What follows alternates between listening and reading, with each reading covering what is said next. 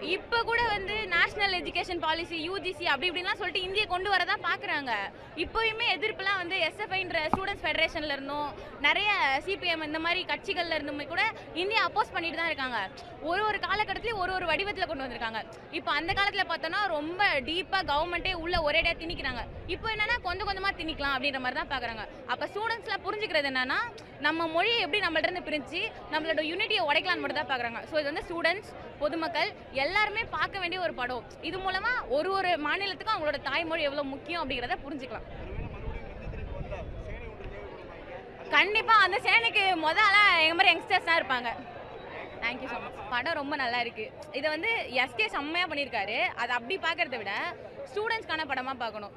இப்போ வந்து மாணவர்கள் வந்து ஹிந்தியால எவ்வளோ இருக்காங்க, அதை எதிர்க்கிறதுக்காக மாணவர்கள் எப்படி ஒன்று திரண்டாங்க, அந்த மாணவர்கள் வந்து பொதுமக்கள் எவ்வளோலாம் சப்போர்ட் பண்ணாங்க, அவங்க எவ்வளோ பேர் உயிர் கொடுத்துருக்காங்க. இப்போ கவர்மெண்ட் காப்பி படி 6 பேர் தான் இறந்தாங்கன்னு இருக்கு. ஆனால் மறைக்கப்பட்ட உண்மை மினிமம் 200 பேர்னா மேக்ஸிமம் ஒரு 500 பேராவது இறந்துருப்பாங்க. அவ்வளோ தியாகம் பண்ணதை வந்து இப்போ விஷுவலாக காட்டுறாங்க. அது இன்னும் நல்லா எமோஷனலாக இருக்கும்ல. இப்போ நான் என்ன சொல்கிறேன்னா, ஒரு கவர்மெண்ட் ஒரு பிளான் பண்ணி நம்மளெல்லாம் உடைக்கணுங்கிறதுக்காக ஹிந்தியை வந்து கொண்டு வந்திருக்காங்க.